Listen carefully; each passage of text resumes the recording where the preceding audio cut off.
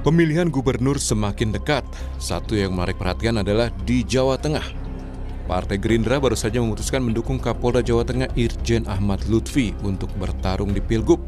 Sebelumnya juga ada PAN yang mendukung Lutfi.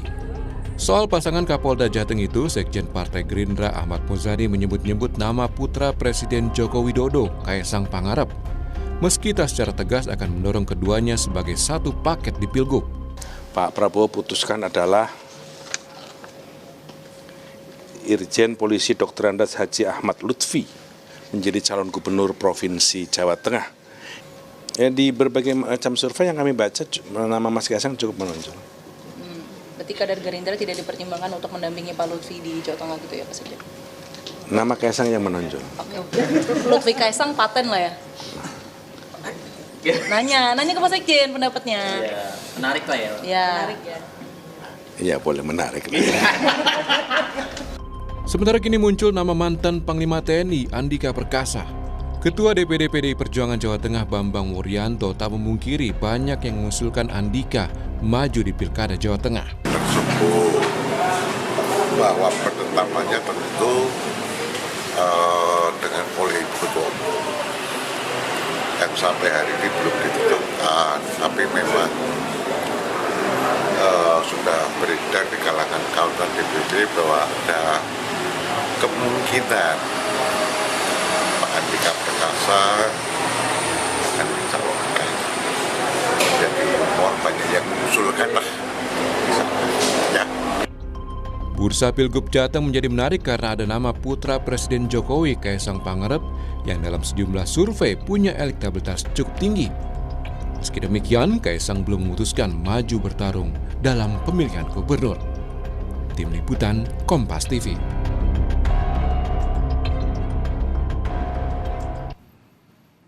Saudara, nama Ahmad Lutfi dan Kaisang Pangarep memang sudah sejak beberapa bulan terakhir sering dikaitkan dengan Pilgub Jawa Tengah. Tapi ada yang baru, munculnya nama mantan Panglima TNI Jenderal Purnawirawan Andika Perkasa. Meski ada sejumlah nama yang lain dinilai punya peluang di Pilgub Jateng, tapi apakah tiga nama ini yang memang paling kuat? Kita ulas bersama juru bicara tim pemenangan Pilkada PDI Perjuangan Ciko Hakim, juru bicara Partai Solidaritas Indonesia PSI Dedek Prayudi, dan pengamat politik Universitas Diponegoro Wahid Abdurrahman. Selamat pagi Bapak-Bapak. Selamat pagi. Pagi semua. Gimana? Oke, pagi. Ini yang menarik Bung Ciko adalah Pak Andika memberikan pelatihan pemenangan Pilkada PDI Perjuangan. Ini kode kayaknya nih, seorang pemateri masa tapi nggak maju Pilkada kayaknya nggak mungkin ya. Begitu ya Bung Ciko ya? Enggak juga. Jadi di tim nasional pemenangan Pilkada ini kami kan akan menggelar beberapa kali pelatihan untuk tim Pilkada semua daerah yang akan mengikuti Pilkada serentak ini. Para pembicaranya tentu adalah tokoh-tokoh yang pernah menduduki jabatan penting di pemerintahan terkait administrasi, terkait dengan juga ada kepala-kepala daerah atau mantan kepala daerah, ada menteri-menteri juga yang memberikan penguatan lah pada tim. Dan kebetulan Pak Andika Perkasa kan kita ketahui adalah mantan Panglima TNI, artinya sangat memahami tentang operasi TNI sebagai alat negara dan juga bagaimana TNI menyikapi pilkada dan lain-lain. Bagaimana bila ada oknum-oknum yang kemudian nanti bisa juga menggunakan kekuasaannya atau instrumen-instrumen negara dan bagaimana cara mencegahnya dan lain-lain. Jadi intinya itu yang dilakukan oleh Pak Andika ketika memberikan paparannya di acara kami. Namun kalau bicara soal majunya Pak Andika ya bisa jadi. Bisa jadi Pak Andika juga akan maju di Pilkada, tetapi Pak Andika ini kan sudah menjadi kader PDI Perjuangan, artinya adalah sesama petugas partai seperti saya dan rekan-rekan lain di PDI Perjuangan. Kita kalau sudah masuk di PDI Perjuangan tentunya kita taat, kita tegak lurus, kita tunggu arahan dari DPP dan Ibu Ketua Umum di mana kita akan ditugaskan. Nah, khusus untuk Pak Andika memang yang menarik adalah beliau itu kita sedang banyak mensimulasikan melakukan exercise apakah beliau majukan di DKI Jakarta misalnya atau di Jawa Tengah maupun di Jawa Timur gitu. Karena kalau kita lihat sosoknya, lihat kurikulum vitae-nya sebagai mantan Panglima TNI, tentunya beliau pantas untuk bisa maju di daerah manapun di seluruh Indonesia. Tuh, tapi kembali lagi juga beliau cukup dikenal, elektabilitasnya walaupun belum di atas, tapi juga bisa bersaing, dan ini masih ada waktu untuk mengangkat hal-hal yang sifatnya terkait dengan survei, popularitas, elektabilitas, akseptabilitas, dan lain-lain. Tetapi yang utama bagi kami tentu kan harus memenuhi kriteria yang menguntungkan bagi daerah yang akan dia menjadi kepala daerah atau calon kepala daerah, dan bisa menjawab tantangan-tantangan ke depan, bisa menyelesaikan masalah-masalah kerakyatan, sosial, ekonomi, maupun masalah-masalah lain. Dan itu ada dalam sosok Pak Andika Perkasa. Ya, ini kalau ngelihat beberapa hasil survei memang nama Pak Andika memang belum muncul ya ke permukaan. Justru nama Mas Bambang Wuryanto, Bambang Pacul yang ada di Pilkada Jawa Tengah. Tapi PDI Perjuangan sepertinya masih ada waktu ini relatif loh Bung Ciko, karena sebentar lagi juga udah masuk masa pendaftaran. Kalau nggak dimunculkan dari sekarang, apakah memang benar-benar cukup? Saya rasa cukup kalau sekelas Andika Perkasa ya, karena beliau mantan Panglima TNI dan cukup dikenal. Masalahnya kan sekarang kalau kita bicara terkait dengan survei, itu kan masyarakat juga, pertimbangan masyarakat untuk menyebut nama yang dia sebut, itu kan juga karena dia tahu bahwa yang bersangkutan adalah seorang politisi dan juga sepertinya punya keinginan untuk maju gitu ya, ada kemungkinan untuk maju. Nah, tinggal di switch saja Pak Andika Perkasa sebagai mantan Panglima TNI ternyata akan maju. Nah, ini masyarakat juga akan mengetahui saya rasa siapa Andika Perkasa. Kita lihat bagaimana penerimaan masyarakat. Baik, saya ke Mas Dede nih. Kalau konteks Pilkada Jawa Tengah sebenarnya kemarin Mas Kaisang tuh belusukannya banyakan di Jakarta. Tiba-tiba sekarang ganti haluan ke Jawa Tengah. Tadi juga dalam berita pengantar Sekjen Partai Gerindra Ahmad Muzani sudah kasih kode keras gitu bahwa kayaknya memang menguat nama Kaisang. Ini kenapa perubahan itu begitu cepat terjadi? Sebenarnya bukan belusukan dalam konteks sebagai calon kepala daerah ya. Sebagai ketua umum gitu. Ketika Mas Kaisang berada di Jakarta, nah ini kan yang paling sering disorot ini adalah ketika Mas Kaisang sholat Jumat, yang dimana Mas Kaisang adalah seorang Muslim tentu saja wajib untuk melakukan sholat Jumat. Yang kemudian ya karena banyaknya warga antusias ya untuk berfoto-foto dan lain-lain ya, tentunya menjadi rame gitu. Dan bahwa Mas Kaisang ya sholat Jumat sebagai seorang ketua umum, ya Mas Kaisang ini kan bisa kita lihat dari berbagai angle ya, ketua umum bisa, anak presiden bisa ya, atau sekarang digadang-gadang untuk maju untuk di pilkada juga bisa. Maka nggak heran kemudian media seringkali meliput, kurang lebih seperti itu ya. Nah, sementara sewaktu Mas Kaisang di Jawa Tengah, ini konteksnya adalah peresmian kantor DPD PSI Solo atau Surakarta, gitu ya, juga Semarang. Juga kemudian Mas Kaisang memberikan rekomendasi untuk seorang anak muda berpotensi yang namanya Gusti Bre ya untuk maju di Solo. Jadi agak keliru kalau misalnya dikatakan Mas Kaisang sedang belusukan sebagai atribusinya itu adalah kepala atau calon kepala daerah, kurang lebih seperti itu ya. Nah, kalau misalnya kita melihat sekarang statementnya Pak Ahmad Muzani ya, yang kemudian mengatakan bahwa Mas Kaisang cukup bagus di Jawa Tengah ya.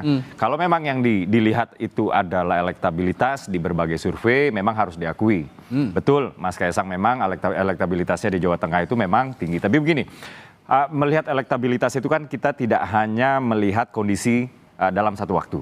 Ya, artinya bisa saja di satu daerah elektabilitasnya itu tinggi, tapi kemudian trennya menurun. Atau bisa saja elektabilitasnya rendah, tapi kemudian trennya malah meningkat. Gitu. Jadi tren juga adalah sesuatu yang penting untuk kita lihat, terutama ketika kita melihat kondisinya sekarang, itu masih ada sekian minggu lah untuk sampai kita kepada masa pendaftaran. Jadi sampai dengan hari ini ya, walaupun memang survei itu bukan satu-satunya variabel yang kami lihat ya, tapi ini adalah sesuatu yang kami juga pantau terus. Gitu. Dan melihat survei tentu saja kita tidak hanya melihat apakah lembaga surveinya kredibel atau tidak, tapi juga kita melihat trennya seperti apa dari waktu ke waktu. Kurang lebih seperti itu. Dan satu hal yang pasti juga Mas, di PSI sendiri internal itu masih berlangsung. Ya. Jadi di 6 DPD PSI di Jakarta ya, DPD itu kantor perwakilan tingkatan kabupaten kota ya, itu sudah menyetor nama ke PSI Provinsi Jakarta. Oke. Dan dari 6-6-nya itu ternyata nama Mas Kaisang selalu masuk, kalau nggak peringkat 1 ada di peringkat 2. Juga ada Kang Emil juga di situ. Ya. Nah, jadi besar kemungkinan Mas Kaisang maju pilkada, tinggal tempatnya. Nah, masih galau nih berarti ya sampai sekarang. Sementara, ya sementara kalau di Jawa Tengah ini DPD-DPD-nya ini masih, atau plenonya ini ada yang masih berlangsung, ada yang belum selesai, ada yang belum mulai gitu. Jadi di Jawa Tengah memang prosesnya tidak secepat di Jakarta, mungkin karena Jakarta lebih kecil dan DPD-nya lebih sedikit dan lain-lain ya. Tapi yang pasti di internal ini prosesnya masih berlangsung dan tidak hanya internal yang kami perhatikan, juga adalah Koalisi Indonesia Maju, supaya siapapun yang kami usung, Koalisi Indonesia Maju tetap solid, tetap kompak. Dan ini adalah tekad kami ketika kami pertama kali berkoalisi. Jadi siapapun yang kami usung, nanti di Jawa Tengah kah atau di Jakarta kah, ini adalah Koalisi Indonesia Maju yang mengusung. Oke, ini yang mau dipertahankan gitu ya oleh Betul. Koalisi Indonesia Maju. Tapi bicara soal elektabilitas, saya percaya memaintain elektabilitas itu juga harus ada kerja-kerja politik yang terus dijaga sampai penyelenggaraan pilkada. Saya ke Mas Wahid. Mas Wahid, kerja-kerja politik untuk memaintain atau memelihara elektabilitas untuk pilkada Jawa Tengah, kira-kira yang punya kerja politik paling baik atau paling menonjol di antara publik begitu, yang bisa paling dilihat publik, kira-kira siapa sejauh ini, Mas Wahid? Ya, saya kira yang pertama tentu kalau dari indikator itu adalah Pak Ahmad Lutfi ya. Beliau di samping secara hubungan emosional dengan Pak Jokowi sudah lama terbangun dan itu membuat restu tersendiri, nampaknya mulai Maret itu sudah mulai masif begitu, baliho, spanduk dan lain sebagainya, dan itu terus meningkat. Bahkan kemudian akhir-akhir ini upaya untuk itu juga difokuskan pada bagaimana pertemuan grassroots, membangun jejaring aktor, dan itu masif sekali di wilayah Jawa Tengah. Nah ini karena bagaimanapun tentu tidak mungkin seorang Kapolda bergerak semacam itu tanpa ada lampu hijau ya. Nah artinya memang beliau startnya lebih awal begitu. Maka kemudian relatif wajar kalau hasil surveinya menunjukkan semacam itu. Nah yang kedua tentu dalam perspektif landscape politik Jawa Tengah, inilah yang kemudian 35 kabupaten kota itu sangat luas berbeda dengan DKI. Sehingga makanya start lebih awal itu sangat diperlukan. Nah, inilah yang kemudian juga nanti menjadi tantangan bagi kemudian Pak Jenderal Andika kalau memang direkomendasikan di wilayah Jawa Tengah. Tetapi kan PDI Perjuangan memiliki mesin yang cukup teruji ya.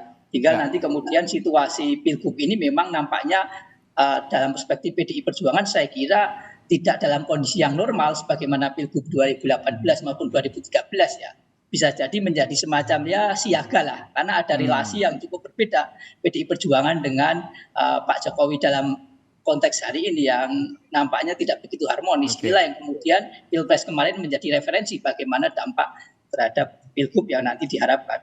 Ya, kalau saya lihat Anda juga tadi melihat ada perubahan pola politik begitu ya, peta politik di Jawa Tengah ketika sebelumnya PDI Perjuangan begitu sangat menguasai Jawa Tengah, mungkin sekarang kondisinya akan berbeda. Kurang lebih seperti itu tadi yang Anda katakan. Nah, yang ingin saya tegaskan juga Mas Wahid, kalau saya melihat kalau Kaisang ataupun tokoh-tokoh lain ini kerja-kerja politiknya lebih kepada tokoh, tapi kepada PDI Perjuangan saya melihat sepertinya kerja-kerja politiknya adalah mesin partai, mesin politik partai yang harus benar-benar masif bekerja meskipun nanti siapapun yang calon yang diusungnya itu belum nampak ke permukaan. Nah, kalau kira-kira kerja politik sosok dan kerja politik mesin partai dalam konteks ini adalah PDI Perjuangan di Jawa Tengah, siapa yang kira-kira akan lebih unggul dalam konteks pemenangan Pilkada Jawa Tengah? Ya, PDI Perjuangan punya pengalaman yang sudah teruji ya Mas, bagaimana memunculkan kandidat calon itu dalam waktu-waktu yang mendekati penutupan pendaftaran begitu di 2000, relatif lebih injury time begitulah. Nah inilah yang kemudian karena di saat yang sama juga kaderisasi di PDI Perjuangan cukup baik, banyak sekali kepala daerah yang memang terbukti, cuman memang kondisi sekarang itu kan saya melihat tidak sekedar kader yang merah ya, artinya kompetitif, kemudian juga siap tempur, kapasitasnya teruji, tetapi juga kader yang putih, betul-betul clear dari persoalan hukum, khususnya korupsi. Inilah yang kemudian nampaknya sedang betul-betul ditimbang. Karena kalau secara mesin, PDI Perjuangan teruji, tinggal siapa kemudian figur yang akan didorong itu. Nah, sementara saat yang sama, Pak Ahmad Lutfi, kemudian Mas Kaisang juga semakin gencar ini melakukan penetrasi ke tingkatan grassroots. Oke, sosok Andika Perkasa dimunculkan belakangan oleh PDI Perjuangan. Bagaimana sejauh ini melihat Andika Perkasa dimunculkan di Jawa Tengah, Mas Wahid? Nah, saya kira itu sebagai salah satu jawaban dari kondisi yang dinilai tidak normal tadi, Mas. Bagaimana kader yang betul-betul merah tetapi juga putih, artinya clear dari persoalan hukum, bersih begitu. Yang kedua, kalau dalam kapasitas pengalaman tentu tidak ada lagi yang meragukan kapasitas beliau sebagai seorang Panglima TNI ya. Nah, tinggal bagaimana kemudian dinamika koalisi sebagai partner dari Pak Andika misalnya nanti ya, karena bagaimanapun Jawa Tengah kalau kemudian PDI dianggap sebagai presentasi kalangan nasionalis, maka butuh figur yang bisa menarik dukungan elektoral dari kalangan santri misalnya. Nah, ini yang kemudian dinamika yang saya kira juga akan bergantung kepada misalnya Jawa Timur misalnya. Kalau kemudian Jawa Timur PDI dengan PKB atau PKB PDI, maka juga bisa jadi nanti Jawa Tengah modelnya bisa direpetisi di Jawa Tengah. Menarik ketika Anda mengatakan bahwa ini adalah jawaban terkait perubahan peta politik di Jawa Tengah tadi. Andika Perkasa tidak hanya merah tapi juga putih. Nah, ini menarik karena mungkin saja nanti dalam beberapa waktu ke depan ini, dalam pekan-pekan ke depan atau bulan-bulan ke depan menjelang pendaftaran, kerja-kerja politik sosok juga akan dimunculkan oleh PDI Perjuangan selain kerja-kerja politik mesin partai. Saya akan tanyakan nanti ke Bung Ciko apa yang sudah dipetakan begitu terkait Andika Perkasa, terkait kerja-kerja politik sosok Andika Perkasa di Jawa Tengah. Akan saya tanyakan sesaat lagi di Sapa Indonesia Pagi. Tetaplah bersama kami. Masih membahas dinamika politik jelang Pilkada Jawa Tengah. Dan sekarang ada nama baru yang muncul di antara kandidat-kandidat yang sudah lebih dulu muncul di permukaan. Ada nama Andika Perkasa, Jenderal Andika Perkasa Purnawirawan, mantan Panglima TNI yang sepertinya akan diusung oleh PDI Perjuangan. Saya tadi bertanya ke Bung Ciko, selain kerja politik, mesin politik partai, sepertinya Andika Perkasa akan juga melakukan kerja-kerja politik secara konteks sosok begitu di Pilkada Jawa Tengah. Kapan atau sudah ada plan Andika Perkasa ini akan diberikan kerja-kerja politik di Jawa Tengah, Bung Ciko? Sampai hari ini belum ya, mungkin juga Pak Andika masih juga meraba-raba, dia juga mempunyai tim sendiri. Tentu di PDI Perjuangan siapapun calon kepala daerahnya, baik itu dari kader nasional maupun eksternal, mereka tentu mempunyai orang di sekeliling yang juga paham terkait dengan peta politik di mana mereka akan maju. Dan sampai hari ini kami juga belum mendapatkan informasi tentang Andika sudah mulai turun atau mulai memasang gambar. Artinya belum. Itu yang tadi saya sampaikan. Dari itu masyarakat mungkin belum punya pemahaman bahwa Pak Andika Perkasa akan maju. Tapi kan tadi saya katakan bahwa Pak Andika ini kan cukup dikenal oleh seluruh rakyat Indonesia sebagai mantan Panglima TNI. Tapi yang menarik bagi PDI Perjuangan yang bisa mencalonkan sendiri di Jawa Tengah, tentu nanti apakah kami akan mengusung kader PDI Perjuangan di calon gubernurnya dan calon wakil gubernurnya misalnya. Sementara itu juga ada nama-nama lain untuk Jawa Tengah yang juga dipersiapkan dan juga dimonitor terus oleh DPP dan Ibu Megawati Soekarno Putri, termasuk nama Mas Bambang Pacul. Ada juga nama Hendra Prihadi atau Mas Hendi gitu, yang punya pengalaman sebagai wali kota Semarang, yang juga sekarang kepala LKPP. Jadi orang-orang yang memang betul sosok-sosok yang tadi saya katakan yang utama bagi kami adalah orang-orang yang mampu menjawab tantangan-tantangan daerah tersebut di masa depan, bisa menyelesaikan permasalahan-permasalahan sosial. Apalagi PDI Perjuangan ini punya pengalaman bagus di Jawa Tengah ketika Pak Ganjar Pranowo pemimpin. Beliau mampu menekan angka kemiskinan lebih tinggi daripada daerah-daerah lain, walaupun tentu Jawa Tengah masih dalam permasalahan yang sama, disparitas pembangunan, masalah kemiskinan yang juga masih banyak, dan ini yang tinggal dilanjutkan saja terkait dengan program apa yang sudah dilakukan oleh Pak Ganjar.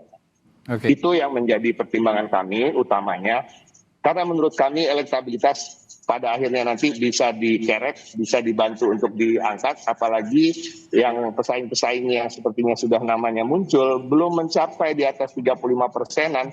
atau bahkan posisi aman 50% misalnya. Itu artinya masih sangat bisa dikalahkan, tergantung nanti bagaimana kita berpasangan dengan siapa, bekerja sama dengan partai politik yang mana, apakah mesin politiknya juga kuat, dan lain-lain. Tapi PDI Perjuangan cukup percaya diri untuk khususnya untuk Jawa Tengah, untuk bisa memenangkan pertarungan. Oke, PDI Perjuangan masih pede untuk kerja-kerja politik di Jawa Tengah, terutama untuk mesin partai yang diklaim masih sangat solid di PDI Perjuangan di Jawa Tengah. Tapi begini, saya juga akan singgung influence dari Presiden Joko Widodo dengan nama Kaisang Pangarep jika nanti berlaga di Pilkada Jawa Tengah. Dan tadi Mas Wahid juga sempat menyinggung bahwa munculnya Irjen Ahmad Lutfi, Kapolda Jawa Tengah untuk melakukan kerja-kerja politik di saat dirinya menjabat sebagai Kapolda Jawa Tengah, dirasa ada izin juga, ada arahan juga dari Presiden karena tidak mungkin muncul dengan sendirinya begitu. Bagaimana Anda merespons ini dan meredam kekuatan ini, Bung Ciko, PDIP di Jawa Tengah?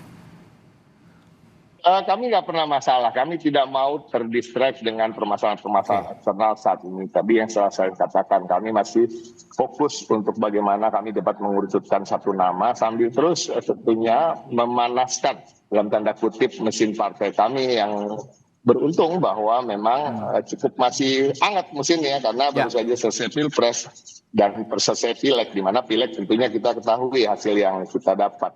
Tetapi saya rasa pada Pilkada kali ini akan banyak hal yang cukup berbeda. Saya rasa tidak seperti di Pilpres. Kita tahu bahwa Presiden Jokowi juga akan turun pada bulan Oktober digantikan oleh Presiden Prabowo, dan kita lihat aja nanti bagaimana yang akan terjadi. Dan sementara waktu bagi PDI Perjuangan yang paling penting adalah kami mensolidasikan kekuatan, memanaskan mesin partai, dan juga coba untuk mengerucutkan satu atau dua nama sebagai cagup atau cagup dan cawagup. Oke. Saya juga akan tanya ke Mas Dede kalau gitu. Meskipun belum muncul sama PDIP, belum dimunculkan ya nama Andika Perkasa, tapi potensial lah ya. Kalau dikatakan tadi kalau Mas Wahid tidak hanya merah tapi putih, ini bisa merepresentasikan tidak hanya Jawa Tengah tapi sudah dikenal secara nasional nama Andika Perkasa. Saya ingin menanyakan Anda sebagai mungkin nanti calon lawan politiknya PSI ini kan akan melawan PDI Perjuangan sepertinya nanti di Pilkada Jawa Tengah. Melihat sosok Andika Perkasa bagaimana? Iya, Pak Andika ini adalah menurut kami beliau adalah seseorang yang baik ya. Beliau pernah juga menjadi Kepala TNI atau Panglima TNI, artinya beliau sudah teruji rekam jejaknya sehingga siapapun yang akan maju atau dimajukan oleh PDIP nanti, baik itu misalnya apakah PDIP itu akan katakanlah clash ya di pilkada nanti dengan kami, atau mungkin saja kita bisa berbarengan ya, kita nggak tahu ya. Nah ini yang menarik. Tapi bisa saja, tapi kami meyakini bahwa Pak Andika Perkasa itu adalah sosok yang sudah teruji kredibilitasnya ya, juga sudah teruji kapasitasnya. Kapasitas di sini yang saya maksud terutama adalah leadership ya. Sehingga siapapun yang memenangkan pilkada nanti, saya pikir itu adalah kemenangan rakyat Jawa Tengah kalau konteksnya kita berbicara Jawa Tengah. Oke, Anda mengatakan tadi ya karena Mas Kaisang juga belum memutuskan begitu ya akan berlaga di pilkada mana, dan dalam kerja-kerja politik juga di tengah jalan bisa saja ada komunikasi politik yang positif begitu, termasuk dengan PDI Perjuangan misalnya. Nah kalau memang begitu di Jawa Tengah khususnya, PSI sendiri dalam komunikasi di internal, preferensinya akan mendampingi siapa nanti Mas Kaisang, atau justru bahkan akan menjadi cagup? Jadi begini. Jadi begini ya, terlepas dari soal Mas Kaisang atau bukan dulu ya. Jadi kami di Koalisi Indonesia Maju itu sudah bertekad untuk melanjutkan kemenangan kami di Pilpres ke pilkada di berbagai daerah di Indonesia. Ya, ini kenapa perlu dilakukan? Karena kayak begini, kadang-kadang ya ada kebijakan pemerintah pusat ya, yang secara parsial itu harus dieksekusi oleh pemerintah daerah. Karena kita sudah menganut prinsip desentralisasi yang sudah diatur di Undang-Undang Otonomi Daerah, kurang lebih seperti itu ya. Nah, untuk itu maka diperlukanlah yang namanya keselarasan, keharmonisan, satu warna komitmen politik ya, dan lain-lain antara pemerintah pusat dan pemerintah daerah. Kami tidak menginginkan ketika pemerintah pusat arah kebijakannya ke kanan, misalnya lalu pemerintah daerah ke kiri, dan sebaliknya ya. Terlepas yang benar itu yang ke kanan yang benar atau ke kiri yang benar itu tidak masalah. Tapi ketika pemerintah daerah dan pusat itu kebijakannya tidak sinkronis, tidak harmonis, maka yang paling dirugikan adalah rakyat. Itu dulu ya. Jadi tujuan utamanya itu adalah itu. Nah, terkait dengan Jawa Tengah misalnya, terkait dengan Jawa Tengah, PSI sendiri selalu memberi tempat khusus untuk partai-partai Koalisi Indonesia Maju. Ya. Jadi kami di Koalisi Indonesia Maju itu bertekad untuk memenangkan pilkada, walaupun kami tahu betul bahwa lanskap politik di daerah itu bermacam-macam dan nggak semua daerah itu lanskap politiknya sama dengan nasional. Betul. Ya, tapi setidaknya di area-area yang strategis ya seperti Jakarta, Jawa Tengah, juga Jawa Timur ya, kami berupaya untuk berada di satu poros. Kalaupun tidak atau terpaksa berada di luar poros, kami berupaya untuk menjadikan ini all team finals misalnya seperti di Banten ya. Nah, di Jawa Tengah misalnya ini sebenarnya pembicaraan di Koalisi Indonesia Maju itu sudah cukup advance ya untuk memajukan Pak Irjen Lutfi. Jadi suatu hari saya pernah berbicara dengan Mas Kaisang, saya tanya, Mas, ini survei dari LSI baru keluar, jadi sekitar 2 minggu lalu ya. Apa saya angkat aja di media soal peluang Mas Kaisang untuk maju di Jawa Tengah misalnya ya. Mas Kaisang saat itu mengatakan bahwa jangan masuki, saya nggak enak dengan Pak Lutfi. Kayak gitu. Jadi gesturnya sudah terlihat lah ya. Apa? Gesturnya sudah terlihat. Gesturnya arahnya ke sana. Tapi begini, segala kemungkinan itu masih bisa terjadi. Artinya kesepakatan itu baru dapat kami katakan hampir rampung. Ya, kenapa hampir rampung? Karena sampai dengan last minute ya kami harus tetap selalu menyediakan ruang untuk perubahan positioning dan lain-lain ya. Tapi yang jelas sampai dengan saat ini memang di Koalisi Indonesia Maju pembicaraan yang paling advance itu adalah kami memajukan Pak Irjen Lutfi. Tidak seperti di Jakarta yang memang masih sangat lebih cair lagi daripada di Jawa Tengah. Ini yang harus jadi perhatian juga dari PDI Perjuangan karena meskipun tadi dibilang nggak enak sama Pak Lutfi katanya, tapi kan Mas Kaisang juga punya elektabilitas yang tinggi dan sepertinya kalau berbicara konteks Koalisi Indonesia Maju yang pembicaranya sudah semakin advance untuk pilkada Jawa Tengah, ini duet Lutfi Kaisang, Pak Ahmad Lutfi dan Kaisang juga sepertinya mungkin saja bisa jadi terwujud begitu. Jadi yang akan saya tanyakan ke Mas Wahid justru kerja politik dari Pak Andika. Kalau tadi Bung Ciko mengatakan belum ada plan gitu yang pasti terkait kerja-kerja politiknya Pak Andika Perkasa di Pilkada Jawa Tengah. Saya akan tanyakan ke Mas Wahid, apa yang harus dilakukan terkait kerja politik Andika Perkasa? Mengingat Kaisang sudah punya modal, kalau menurut survei Litbang Kompas sudah ada 7% elektabilitas Kaisang di sana. Mas, silakan, Mas Wahid. Ya, secara kapasitas sekali lagi Pak Jenderal Andika ini tidak dilakukan lagi ya Mas, sehingga memang kemudian pada bagaimana memperkuat internal PDI Perjuangan sembari kemudian barangkali tadi bahasanya Mas Ciko itu mencari strategi baru, mengupgrade begitu. Ketika nanti potensi yang lawan yang kompetitor yang dihadapi ini bukan sesuatu yang biasa begitu.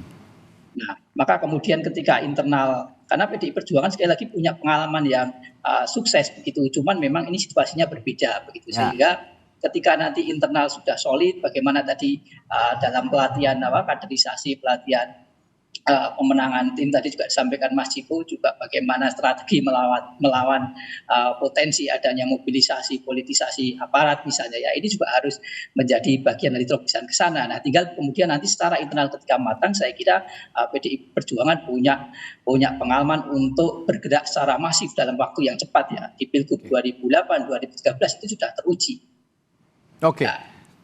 Ya, Mas Wahid, lalu dengan influence seorang Presiden Joko Widodo, kalau memang misalnya Mas Kaisang nanti maju di Pilkada Jawa Tengah, lagi-lagi influence Presiden Joko Widodo mau nggak mau akan tampak begitu di Pilkada Jawa Tengah.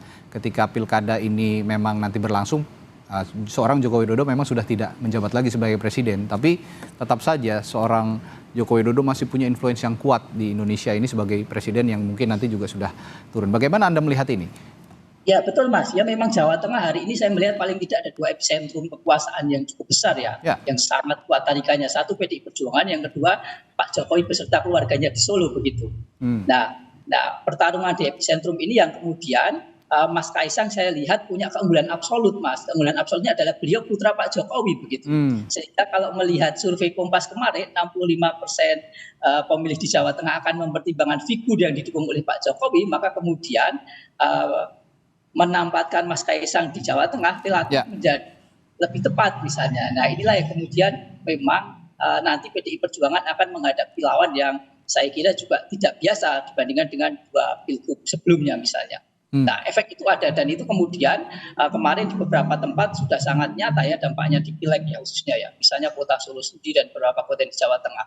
Nah apalagi kemudian ini Jawa Tengah yang tentu nanti sebagai tumpah darah maupun pondasi elektoral Pak Jokowi pasti tentu akan sangat intens untuk di Jawa Tengah.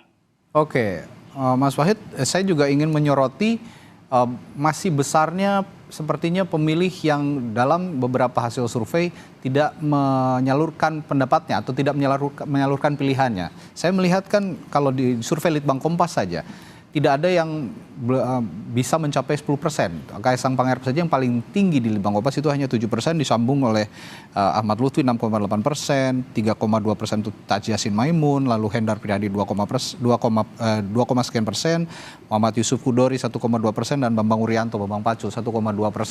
Nah kalau melihat komposisi seperti ini sepertinya banyak sekali yang belum menentukan pilihan. Apa yang dinanti oleh publik Jawa Tengah sebenarnya, Mas Wahid? Ya satu tentu kepastian kandidat ya Mas. Karena bagaimanapun ini pilgub yang memang jarak dengan pemilih relatif lebih jauh dibandingkan dengan bupati dan wali kota begitu.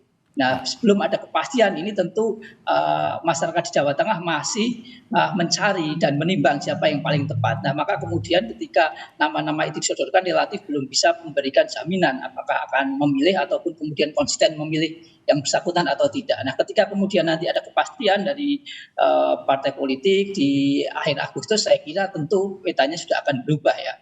Oke, menarik untuk kita nantikan. Berarti kalau begitu ada 2 epicentrum yang besar, kekuatan epicentrum besar di Pilkada Jawa Tengah nanti kalau dibilang Mas Wahid tadi.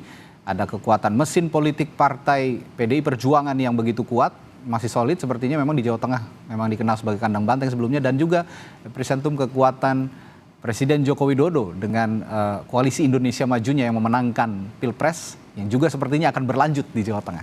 Terima kasih sekali lagi para narasumber kami pagi hari ini, juru bicara dari Partai Solidaritas Indonesia, Mas Dede Prayudi, lalu juru bicara PDI Perjuangan, Bung Ciko Hakim, dan ada pengamat politik dari Universitas Diponegoro, Wahid Abdurrahman.